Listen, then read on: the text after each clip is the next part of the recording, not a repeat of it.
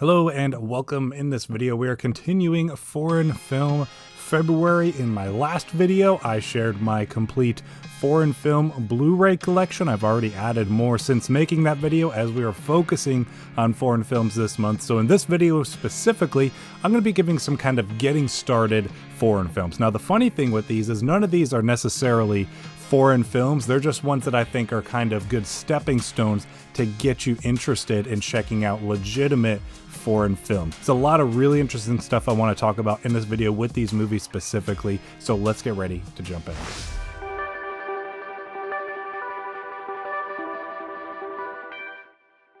Welcome once again. Before I get started with the three movies I'd like to discuss in this video, I want to give a reminder just from my last video of give me some recommendations of stuff you'd like to have me check out and give my thoughts on that are foreign films of stuff I might not have checked out. If you're curious to know a good bit of what I've seen, you can go back to my previous video where I share my Blu-ray collection of my foreign films. And even if there's one in that list there of ones that I show that stands out to you that you'd like to see a more in-depth look at, if I've not already done it on the channel, I'd love to do so. So without further ado, let's get started. The first movie I want to talk about as far as getting started in foreign films is a Warner Brothers movie. So like I said, not a explicitly foreign film, but that is The Last Samurai. This is one starring, as you can see, Tom Cruise. This one also has Ken Watanabe in it, which is probably another really great, one of my favorite actors working today. And this is a movie from 2003, and I've seen this one a handful of times, and I really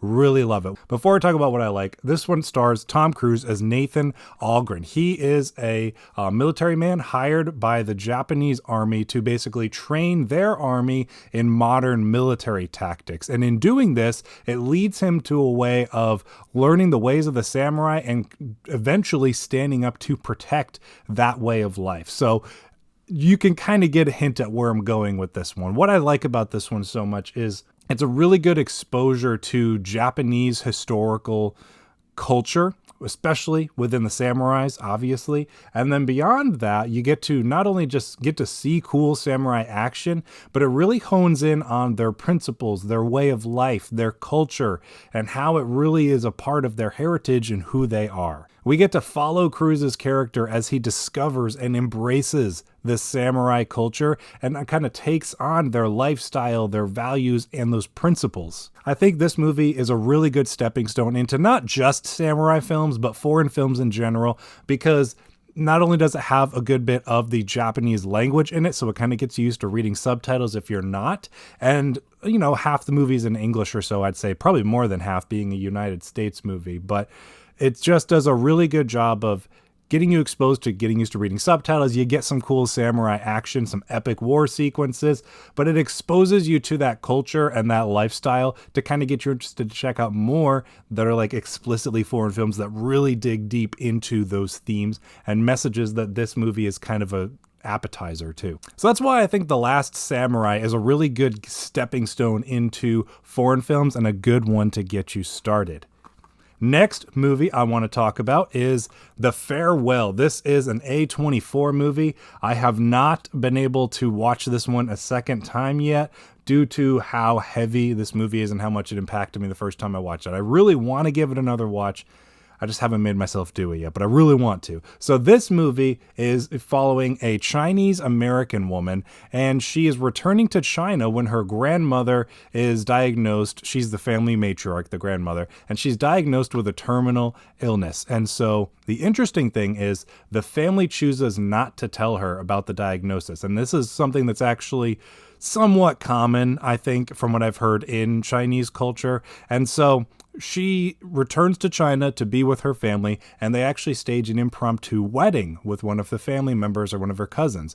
And they do this to kind of have an excuse to get the whole family together for one last time, to spend that time together as an extended family before the grandmother will pass from this terminal illness. And so it's a really interesting movie just on that premise alone. But then besides that, you get that clash of cultures. Like I said, Billy is played by Awkwafina, is an American Chinese immigrant. And so she's been living in the US for some time. She lives in New York City. So she is adjusted and acclimated to that way of life in our modern day culture. But then in returning to China, she's kind of clashing with those values and traditions that her family traditionally has and carries. So it's a really interesting exploration of that. And then even just at a deeper level, it's a very human story about what's right when it comes to family and, you know, what you should share, shouldn't share, what's right to keep things the status quo type thing. So it's a very, very powerful story. It's actually based on true events,